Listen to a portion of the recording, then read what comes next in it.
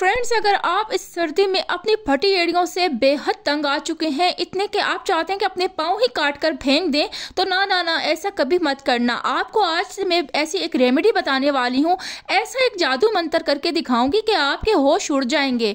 आज से पहले आपने ऐसी रेमेडी कभी ना देखी होगी, ना कभी सुनी होगी। आपकी ज़्यादा से ज़्यादा गहरी फटी हुई एड़ियाँ इस मैजिकल रेमेडी के साथ एकदम से ठीक हो जाएंगी। एड़ियाँ सॉफ्ट होनी शुरू हो जाएंगी, मुलायम होने लग जाएंगी, जैसे आपकी बचपन में बेबी होते वक्त होती थी।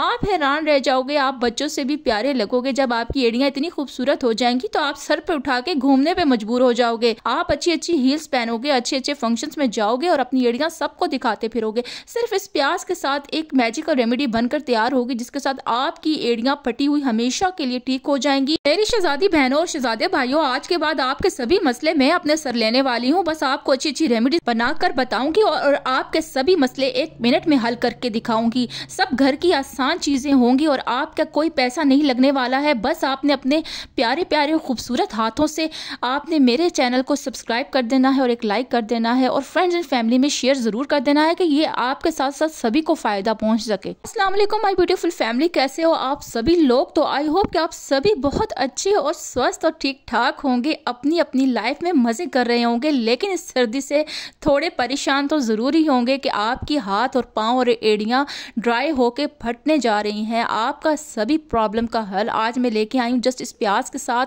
इस प्याज के साथ बनने वाली रेमेडी आपके पाँव को ना सिर्फ ठीक करेगी बल्कि नरम और मुलायम और खूबसूरत बना देगी, ऐसे कि मक्खन मिलाई। जैसे कि वो गाना तो आपने सुना ही होगा कि चल मेरे मक्खना। तो फिर आज आपके मक्खन मलाई की तरह मैंने आपके पाँव ना बना दिए ना, तो आप फिर याद ही कर जाओगे। अभी आपने क्या करना है कि एक प्याज ले लेना है, उसको अच्छे से कट के पील ऑफ कर देना है, उसके छिलके निकाल लेने हैं और आपने एक प्याज लेकर उसको कद्दूकश कर लेना है, यानी कि आपने ग्रेट कर लेना है। इसका अच्छे से पल्प बनाना है हमने। चाहो तो आप किसी मिक्सी जार में इसको ग्राइंड कर सकते हो, या तो फिर इस तरह से ग्राइंड करने से भी इसका जो जितना भी अर्क है ना, वो हमें बस अर्क इसका चाहिए, इसका गूदा चाहिए।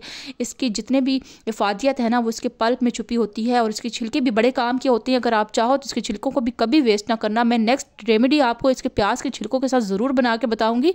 आपके बाल ऐसे हो जाएंगे कि आप हैरान हो जाओगे। नेक्स्ट वीडियो तो बस ज़रूर ही देखना आप। अच्छा, अभी क्या करना है, हमने इस प्याज को अच्छे से ग्रेट कर लेना है। इस प्याज में बहुत ज़्यादा सल्फ़र होता है और सल्फ़र आपके पाँव के लिए बहुत अच्छा होता है। सल्फ़र आपके पाँव में एंटीसेप्टिक का काम करता है, आपके पाँव की ख़राब नहीं होने देता। आपकी क्रैक्स इतने गहरे हो जाते हैं कि उनका ज़ख़म बन जाता है और ज़ख़म बन के उन पर पीप रसने लग जाती है, खून निकलने लग जाता है, तो ये उसको नहीं होने देगा। ये आपके पाँव को बहुत अच्छे से साफ़ भी करेगा, साथ ही साथ आपके पाँव की जितनी भी जर्म्स होते हैं उनको ये साफ़ कर देगा। आपके अगर आपको अभी तक महंगी महंगी क्रीमों ने कोई फायदा नहीं दिया ना, तो अपने पैसे बर्बाद करने छोड़ दो। बस मुफ्त से मेरे चैनल को लाइक कर दो और सब्सक्राइब कर दो और साथ ही मेरी रेमेडीज का फायदा हासिल करो, जो कि बिल्कुल घर की चीज़ों से बनने वाली हैं। आपकी कोई चीज़ वेस्ट नहीं जाएगी, घर की चीज़ों से ही आपकी सारी चीज़ें बन जाएंगी और आपको बाहर पैसा खर्च नहीं करना पड़ेगा। अच्छा जी, इसका अच्छे से गूदा निकालने के बाद हमने जो नेक्स्ट स्टेप करना है ना, बल्कि हमने 2 स्टेप ऐसे बनाने हैं। वीडियो को बिल्कुल भी स्किप नहीं करना, फुल देखना, ताकि आपको ये पता लग सके कि कौन कौन से स्टेप में कैसे कैसे रेमेडी को तैयार किया गया, वरना सत्यानाश कर दोगे इस रेमेडी और समझ नहीं आना, आपको कोई भी पल्ले बात नहीं पड़नी। अगर आपके पास प्याज आपको अफोर्डेबल नहीं होता है, बल्कि ये तो बहुत ही घर में आम सी एक चीज है, और अगर आप मोमबत्ती के साथ अपने पाँव को ठीक करना चाहते हो, रिपेयर करना चाहते हो, तो मैंने पिछली वीडियो में वो भी बताया हुआ है। मोमबत्ती के साथ भी आप अपने पाँव को रिपेयर कर सकते हो, बिल्कुल ठीक कर सकते हो, मक्खन मलाई के जैसे मुलायम कर सकते हो। अब इसमें जो नेक्स्ट चीज हम डालेंगे वो है मीठा सोडा। मीठा सोडा तो आपने सुना होगा, ये तो किसी मिस वर्ल्ड से कम नहीं है। अगर कोई चाहे ना चाहे, मैं तो इसको मिस वर्ल्ड की जगह ताज ही पहना दूं, क्योंकि ये इतना डीप जाके आपके पाँव को क्लीन करता है और आपके पाँव को ऐसे चमका देता है जैसे कोई बर्तन मांजा हो।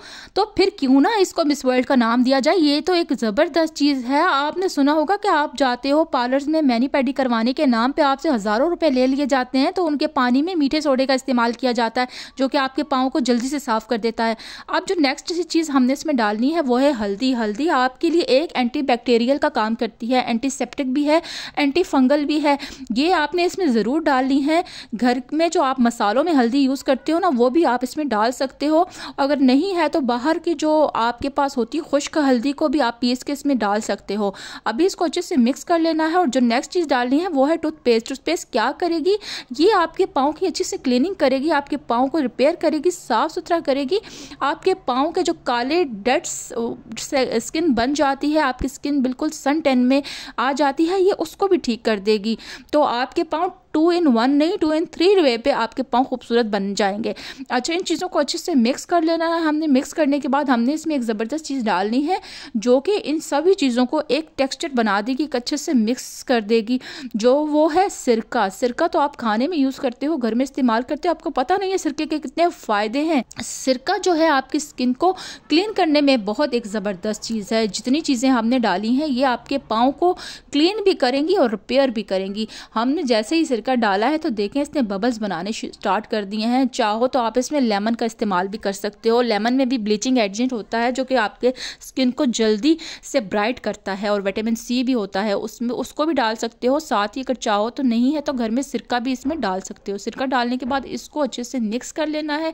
इस रेमेडी को मिक्स करके हमने रख देना एक साइड पे, और फिर अब बनानी है नेक्स्ट रेमेडी। नेक्स्ट रेमेडी का क्या काम होगा ये भी मैं आपको चलकर बताऊंगी कि दोनों चीज़ें बड़े काम की होने वाली हैं। अभी जो हमने ले लेनी है वो है life boy shampoo. Life boy shampoo ले लो, हेड एंड शोल्डर ले लो, घर में कोई भी शैम्पू अवेलेबल है, बस शैम्पू ले लो।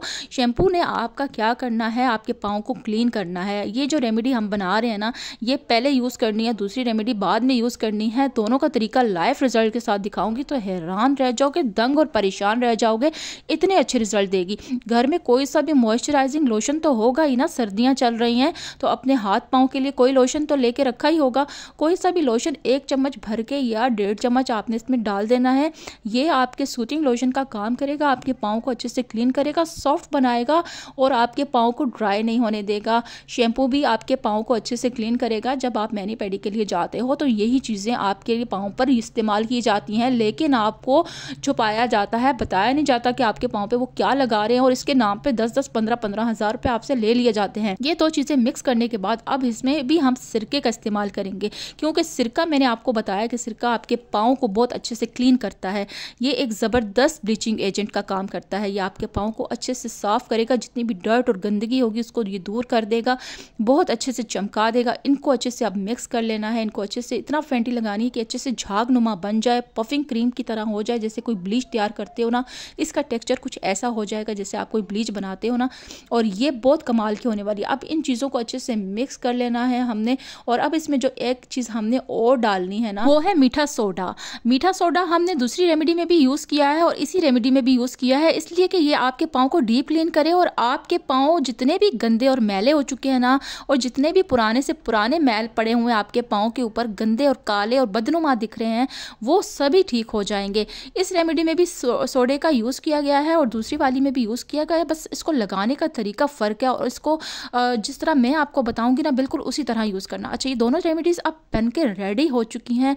अब इसका इस्तेमाल ऐसे करेंगे, जो पहले ये जो हमारे पास हमने शैम्पू से जो ये रेमेडी तैयार की है ना, हमने इसका इस्तेमाल करना है।